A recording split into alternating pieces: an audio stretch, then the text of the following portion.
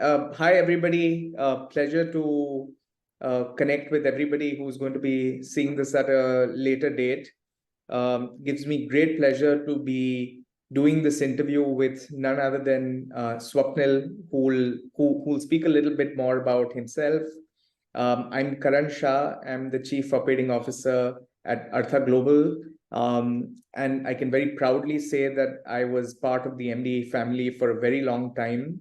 I used to be the chief executive officer before I left 2 years ago, and I spent close to 7 years with MDAE. I was part of the team that got it off the ground, and very proudly associated with so many students whose life had a fantastic impact because of the knowledge that MDAE has and continues to provide. So without further ado, I'd love to welcome none other than Swapnil Karkare to this interview. Swapnil, hi. Pleasure Hi. to do this. Of course, I go a very, very long way, Yes, and yes. would love to hear about your journey today, and more importantly, share it with all our listeners. Swapnil, just for the benefit of everybody who is going to be listening to this, could you start with a very brief introduction and tell us a little bit about yourself? And then the way I'm thinking of conversing is I'd love to sort of get a sense of what life was before MDAE, what life was at MDAE, and what life has been after the Meghnad Desai Academy. So without any delays, over to you. Yeah. Thank you for, inviting and like this. I really love conversing with many people, and especially those who were part of my MDA journey at that particular point in time. So I really miss those days, and it was really good, enriching, fun, and like mix of everything. So it was really nice time at MDA for sure. So um with regard to my background and my pre-MDA days and post-MDA, because actually in usually what happens, like usually we also think that, okay, something like, something happened before 10 standard, something happened after 10 standard or graduation. And after graduation, we give such kind of landmarks to each and everything happening around us. And similarly, MDA has that kind was that landmark for me. So pre-MDE days, I would just tell that I was a chartered accountant and I was into accounting and MIS and all those kinds of financial related things, accounting related things at my workplace. And I was fully into accounting. I used to like everything was fine, no problems as such. But I was very inquisitive about economics and how things worked around us. So that kind of piqued interest into reading about economics.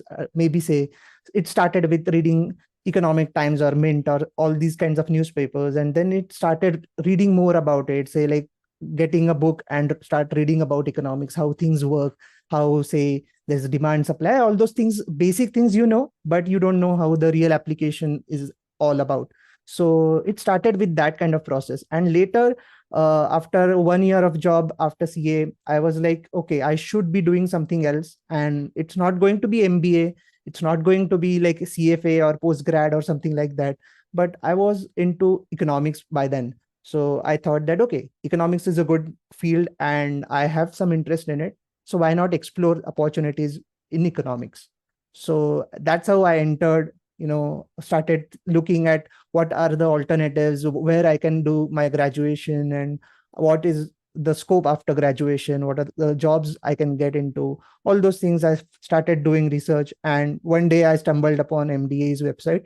And and that from that day I was like, okay, this is a good chance to get my hands on, because what I have seen while doing that initial research was that a lot of degrees were too much focused on theoretical aspects and too much on, say, like, this is how the syllabus is, and this is the way something is structured, you have to follow this, will be one semester of this, that, and then it is going to be a typical kind of academic exercise where you have to submit assignments, you have to do this, you have to do that, all those things. And largely everything was theoretical, because I have some friends whom I consulted that, okay, is this too theoretical or is this too practical, and what's the thing like? So everyone was like, in India, you don't find anything which is relevant in theory, in practice. So that's a problem. So you can go and find, some good university abroad. You can learn there. You will get more experience there. So all these kinds of things were happening. And then then I saw MDA's brochure, MDA's website, and all those things. And I was really interested into it because it said that, okay, we will teach something which is very practical, very relevant to the current context, and that you can directly go and apply it in your jobs. So that thing, actually, like I started feeling that, okay, this is something I should explore about. Swapnil, I think you touch upon some very interesting aspects. And I think you're also one of the few students who, after achieving a professional certification as rigorous as a chartered accounting degree, decided to make the shift, and not really make the shift, but accompany that with a applied training in economics. What were some of the aspects from your CA degree that A, you found missing, that you wanted to plug in the gaps for? Yeah. And at the same time, what are some of the elements within the CA degree that help you cope and do better and make this a complementary skill set? Can you talk about Yeah. your tryst with MDE in respect to your chartered accounting, rigorous 4 years Yeah. when there? Yes, sure. Actually, it is, I thought it is like a good marriage of two branches, and I was able to do it. And I thought that it has really helped me achieve, I don't know, monetary or all those things are secondary, but I think the primary goal is to how to think about certain things, how to approach life, how to approach certain decisions in life, and general the knowledge about your own domain. I thought that there is an exponential growth in that. So for example, while doing CA, you never understand what are the reasons behind certain things. So there are changes in tax laws, there are changes in, say, any commercial law, and then you see some financial statements. You understand financial statements, okay, there are these ratios you have to calculate, there are these things you have to calculate. Then but what I found with CA course is it is too micro or narrow in terms of the approach, because you are thinking, say for example, you will be thinking for your own client, you will be thinking for your company where you are presenting financial statements. And so if there is some change, you will think, okay, what's my impact on my client's balance sheet, what's the impact on this particular sector at the most. But you will not realize how certain things will, uh, that that was missing. The part which was missing was, you don't understand the macro impact or the bird's eye view, what we call. That was something which was lacking, which was missing. And there's no problem in it, because every course, every subject has its own things, or like you have to think in a particular way while dealing with, say, accounting, finance, and all those things. You cannot use a macro level approach in your client's balance sheet, right? So if you, I know that if certain things are good for economy but bad for my client, I won't be able to convince my client, okay, you have to pay tax, go and do this because it is good for economy. No, while you are representing client, you are talking about client, you have to think, okay, what's the best I can do for my client. I know that certain things are good for economy, but there is this kind of double things that happen all the time. So that was a particularly good part about economics, that it gave me this outlook of how things look from a macro level. And how I used CA knowledge in my uh, regular workday was fantastic, because a lot of economics rely on all those aspects that we like cover in CA. So like taxes are involved, laws are involved, financial statements are there, everything is there. But economists, and I have read and understood a lot of pain points of economists, that they do not understand balance sheets. They do not understand how to read them, how to analyze them. They take some time. Maybe in their jobs, they might have taken 1 year to understand how, balance sheet works, or how the company's operational things work.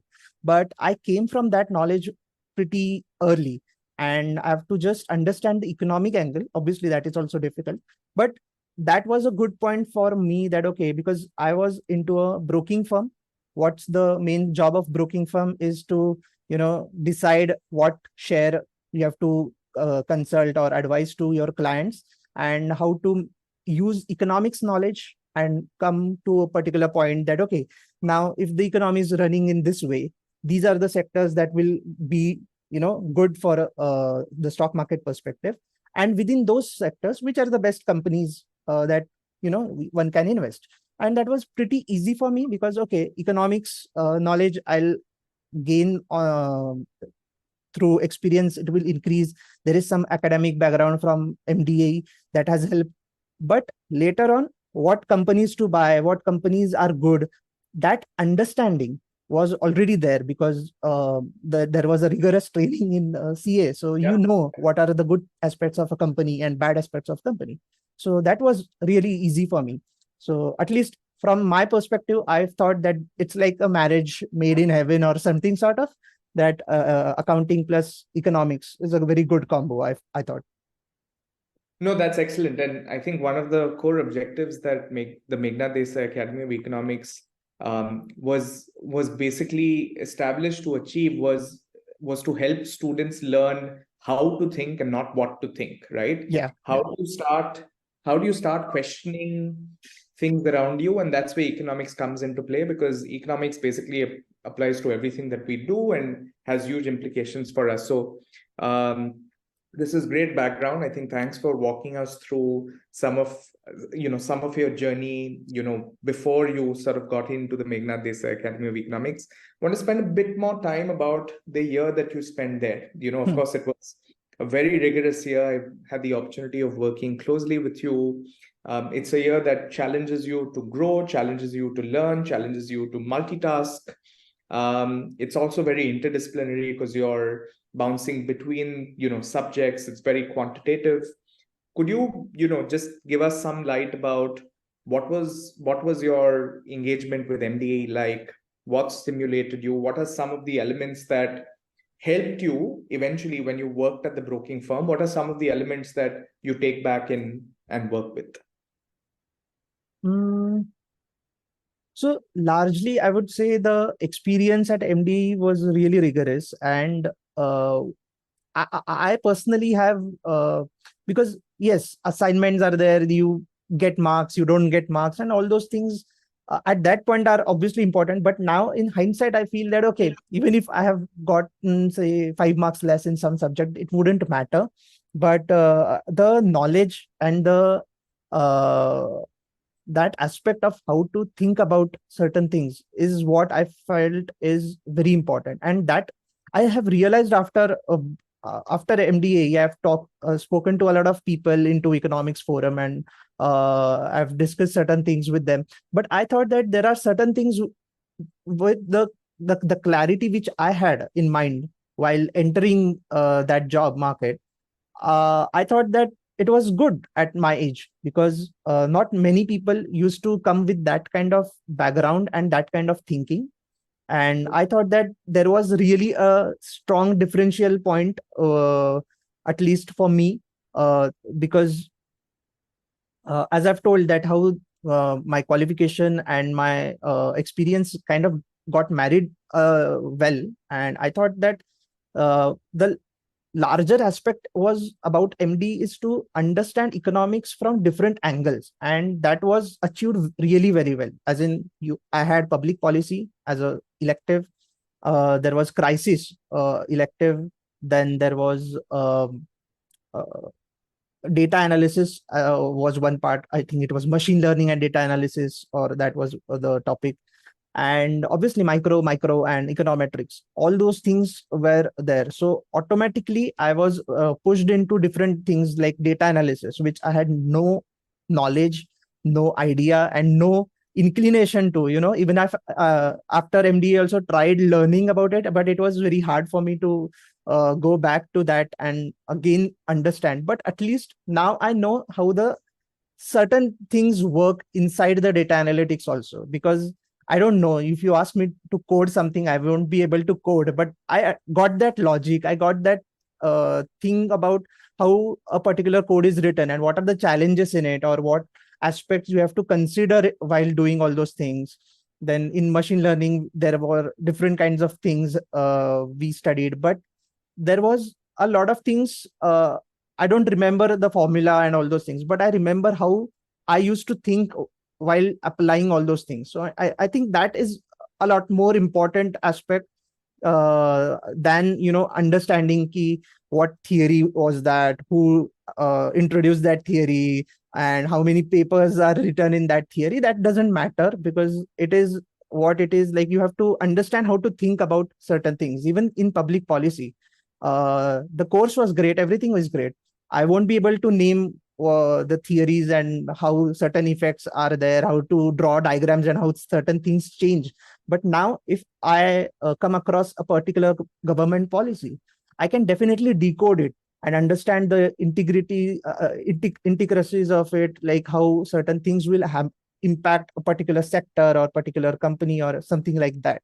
And I think that thinking is something I feel is more important than actually understanding key, okay, it will have $100 100 crores of dollars something impact on some sector. That is secondary, but main thing is to understand how these levers of economics change and adjust according to surroundings. And I think that is the main thing I have taken out from MDAE. Obviously that year was difficult because you don't think in these terms while studying. You are like, okay, I have to complete this assignment, I have to submit it tomorrow, and all those things used to happen. But now in hindsight, things look pretty pretty good. No, and I think it's important, right? I think one thing that the academy, kept stressing on is how do you help the students and sort of support them through the journey of evolving from a rote learning environment Yeah, where yeah, formulae, figures, history, and theory was important, and of course it is. But how do you shift gears and start helping them think about questioning the status quo and correct. actually figure out why is it that they're learning, what they're learning, how what their learning actually applies in the real world. And it's very important to sort of get out of the memorization, rote Right, learning right. mindset. And which is what I think that you're also And one more thing I doing. would like to contribute is something which I had never thought in my mind. Like, this is how someone has to teach, okay, in general.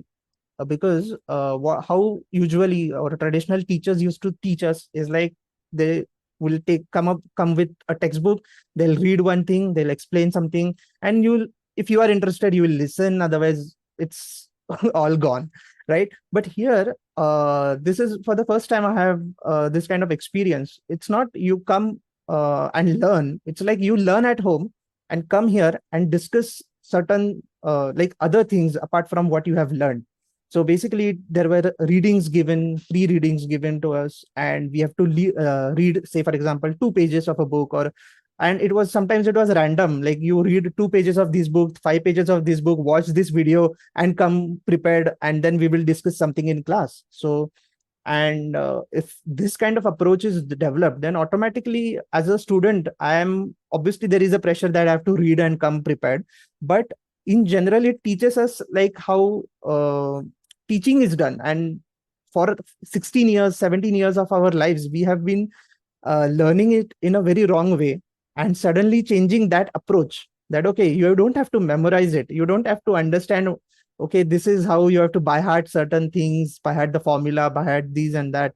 But the approach is different, and so the teaching approach, learning approach, everything was different, and that is something which made all of us like self-reliant or something like that, right? Because you don't have to rely on teachers for a lot of things. Obviously they are their guiding poles and everything, but you can learn by yourself, and if there is any problem, teachers are there, professors are there that will help you and show you perfect direction. So that's something which was a different, I would say, mindset MD had come up with. Great. So, Swapnil, I think you raise a variety of very good aspects. There's just one thread I want to pick on before transitioning to, a little bit more about your job and the corporate world. You spoke a lot about data, right? And coding and stuff. We're obviously living in an area where data is the new oil. Yeah. There's everything that we do, all decision making is now very, very strongly based on data. I think the emphasis on data that exists today and has over the past 3-4 years didn't exist a decade ago. How do students that come from a background like you did, you came from a non-engineering background. Yeah, Yeah. if I remember correctly, you came from a BCom Yes. degree. Of course, you had CA, but you didn't come from a very quantitative background. Yeah. And now you're making the shift to economics. And I know the way economics is taught here is very applied and then very quantitative. How should students think about the transition into a much more quantitative environment? And as you said, right, it's not about the language. Today there's R, tomorrow there's Python, Yeah. the day after there'll be something else. So it's not literally about the language, but it's more about the logic, right? So Yeah. can you touch upon these from a data perspective, especially knowing the emphasis that MDA places on data, math, stats, quant, and also help students that come from backgrounds like yours to transition into that. So can you talk a little bit about that data aspect a little bit? Okay. Uh, First thing is, like, I'm really bad at it because I have no experience, and the problem is, again, there is the baggage of the educational system which we are in, that we are not taught about these things a lot while in school and colleges. But what I would say, as you told, that the logic is something which is more important. One thing that students can think about is, like, now, at least after I have graduated from MD, things have really changed, drastically changed, and the data and the importance of data analysis and everything has gone like 2x or 3x, I would say. That's why at that time I have not taken it that seriously. I should have taken. Now I know that I should have taken, but now students cannot take it lightly. That's for sure.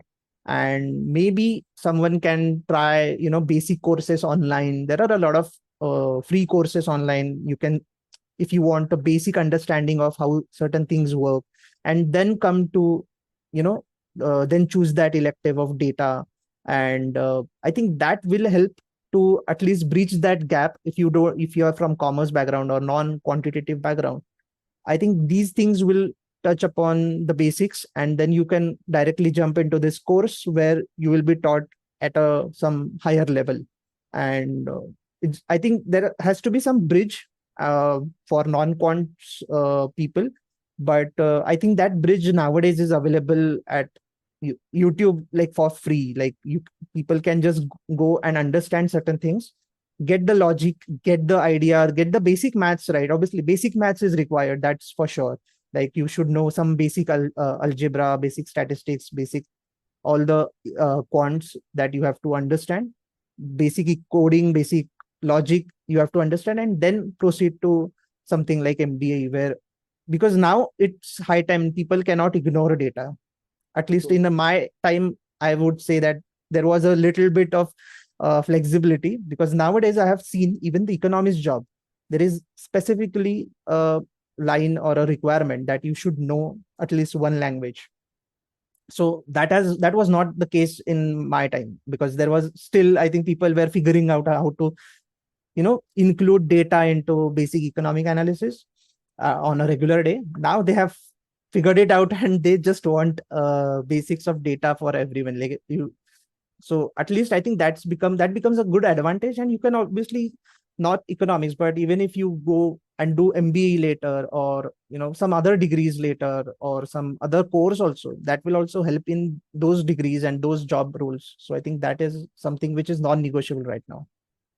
True. And I think, like, most of the students, included you, you start your year-long course with a very intense foundation course, which Yeah. serves as also a refresher of important concepts that will only be further built on. Correct. And I know the focus on the duration of the foundations course is pretty emphatic, especially because where we live, there's a strong population of non-quantitatively aligned students who need to make that shift. So Swapnil, just moving a little bit into the corporate side of things, you were obviously the blue-eyed boy of most companies that came to campus. If I remember correctly, you were one of the few who was who was offered one of the best jobs on campus that year. You had gotten into the Royal Bank of Scotland as a portfolio manager. It was obviously a prestigious moment for you, the academy, for everybody associated. Could you talk to us a little bit about that journey and how MDAE helped you transition into the workplace, and also what your day in RBS looked like, and related back to learnings, of course. Yeah. So one thing which at that time I remember how Karan used to come with different companies. They used to email us that this company is there. You have to prepare these things for these particular companies, and there were sessions sometimes organized like how to understand certain aspects of that recruitment, where you will be appearing for mock interviews. I think you used to conduct mock interviews at that time, I think, and that helped a lot. Then there was also the question bank of like how what kind of questions are asked generally. So that was created, which kind of gave a lot of things beforehand. So like we used to understand each other's experiences of interviews, formally as well as informally, like how certain things worked. And I think peers help is really important. Like they used to tell us like, okay, as in we used to share that these were the questions asked, then how to answer this particular question. Maybe I have answered it wrong. What would you answer? Something like that we used to discuss, which kind of helped because it just piled upon one upon the other, and it kind of helped in at least understanding how the interviews are conducted, how to answer certain questions. Sometimes they are technical questions, sometimes the non-technical aspects, like basic things like how do you see 5 years after, something like that. So answering these kinds of questions also is very important, not just technical. So that was something which MD helped in getting through that process. And at RBS, I the job was like portfolio manager of, so they had real estate loan portfolio, and we used to manage that real estate portfolio. So basically understanding what are people paying money. So like if people are paying not paying money, then you have to run some, not models, as in there were models. We have to just press a few buttons to understand what are the risks bank will have to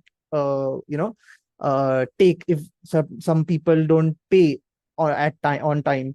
So these were the back-end problems and back-end solutions to all those things. And we used to then write a report saying that, okay, this particular person may require additional loan, so why not give them additional loan, something of that sort.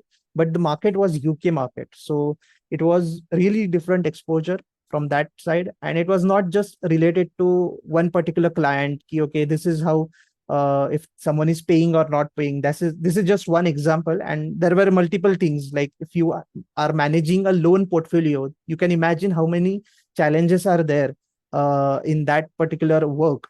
So that was the kind of role.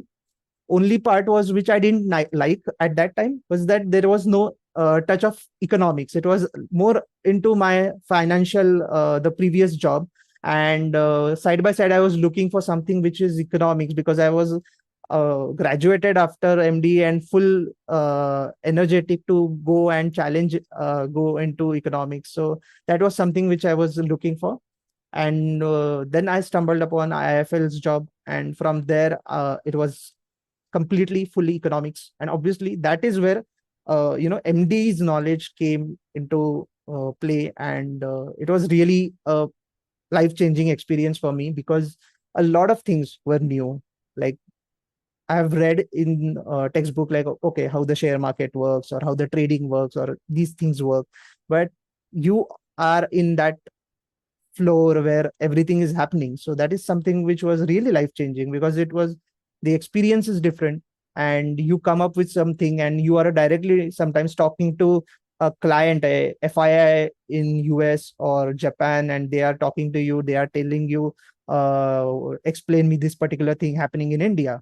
And sometimes you are prepared for it, sometimes you are not prepared for it, but then some things that you have learned, something that you have read comes into,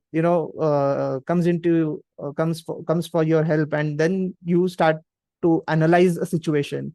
Once our client asked, because we were discussing on something else, suddenly he remembered something. Okay, but what's happening with that, say for example, current account balance? Don't you think this will create a problematic impact on this particular situation?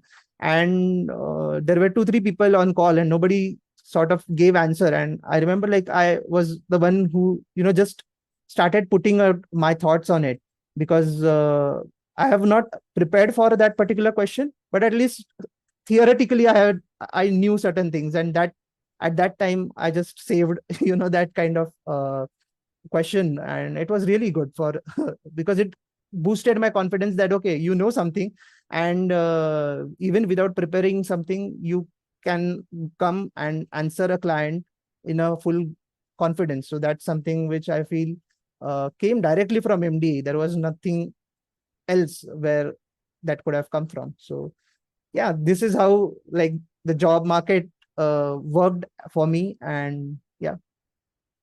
So just staying a little bit on the job front, I mean, I think one thing also, of course, these are early days of the academy, and the academy really stressed on is, can you sort of stimulate the job environment in the classroom, right? Can you sort of bring experiences that students will encounter on a day-to-day basis? So there was a constant influx of young people coming in, some very senior people coming in, especially from the speaker series and the econ labs, where Yeah. chief economists of banks, of multilateral institutions, different firms coming in. There was also a lot of focus on grooming. So there was a very dedicated mentoring program. Could you talk about some of these elements and how they eventually, and as you're saying, right, I think the entire idea is, how do all of these culminate into moments like the one you had with your client, where you are confident in putting out your thoughts and holding your own in front of very senior people globally. Yeah. So a lot of sessions were organized related to economics, like certain things. I remember there was one uh, econ labs where we were taught, like, how to analyze some big Excel files also. And there was like Python workshops also in between. And that really helped us in, understanding a world a bit better. And all the people who came, like all the chief economists, they are very, very helpful. As in, after the lecture, we used to go and ask them certain things, and they were ready to help us. Like, at that point, they might feel like, okay, what's this silly question that person is asking? But uh, they were very helpful in, making our like, they were listening to us, they were understanding what sort of problems they might be facing as a student or in general in their lives. But they kept everything aside, and they just started, helping us a lot in terms of sometimes in career aspects, like, okay, you can apply to this particular thing, prepare accordingly, something of the basic tips. And sometimes even intense discussions also used to happen after they left the lecture. On the corridors we used to meet, and sometimes we were used to just brainstorm on bigger things in life. And still they were very cooperative and very helpful in just uh, giving their thoughts and listening to our thoughts. Then the similar thing was about the mentorship. Like, we used to connect one on one with the great people around us. And I have, like, I can't see anything problematic. It was like all the uh, like, everything was so much nice in place. Like, we used to talk to people, we used to just go and tell them, these are my problems, how would you solve this? And they used to solve it. And they might not give the perfect answer, but at least they will give you some direction, like how to approach a particular challenge in life. And not just in economics, just in general also, they were very much motivating and helping us throughout our journey at MDAE. And that's really, I think, very good job, because if sometimes tomorrow, if today also some people call me and ask me like, okay, what should I do after CA, or what should I do after MDAE or something like that. Sometimes I get pissed off, like, okay, why are you asking these questions? I have left everything behind. Now I have to focus on this. But still, at that level, they are listening to us and, helping. And like, at any point in time, they are answering our emails, they are answering our phone calls. That's something that speaks about their personalities and their approach of understanding this particular initiative that MDA has taken. And they take it very seriously, I must say. Excellent. Now, I know we're coming towards the end of what's been a fantastic conversation, but just last 2 points. You're obviously a man of very various interests, Swapnil, econ, finance, so many different things. From being a portfolio manager to a young economist in a brokerage firm. You're also a voracious blogger. You write a lot. You also do a lot of podcasts.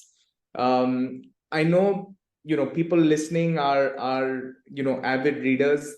If you could recommend what your top 5 books are, or top 5 interviews that you've recently read that would be useful resources for your students, that would be great. Yeah, And if sure. end with some parting advice for what would the Swapnil of today have told the Swapnil of 21 years old when he was graduating from his undergrad college, as many of our listeners would potentially be, what would be your parting thoughts to them? Yeah. So in terms of books, I would recommend, there are some, obviously, the great books which are there. Like, for example, Sapiens is there. It's one of my favorite books to understand how the world works. And it's really good, really nicely put into words. Sapiens is one book which I would recommend. Second book I would recommend is, which right now I have come from, say, like core economics to something which self-help kind of books I've read in last couple of years. One is Outliers, which I would really recommend. It's from Malcolm Gladwell, and I liked the how it has written. Atomic Habits is something which is good.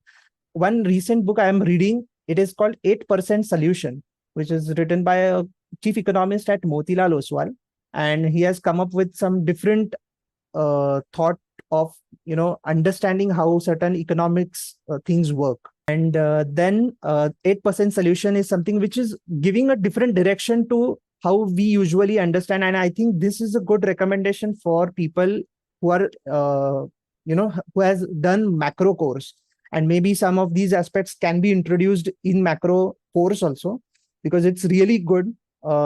Maybe you can pass on this message to macroeconomic professor at MDAE, because it's really good. It changes the how you understand certain aspects of economy. I won't go deep into it, but I would say this is a good recommendation. It has been now featured at, I think, Financial Times also, if I'm not wrong. But it's a good book.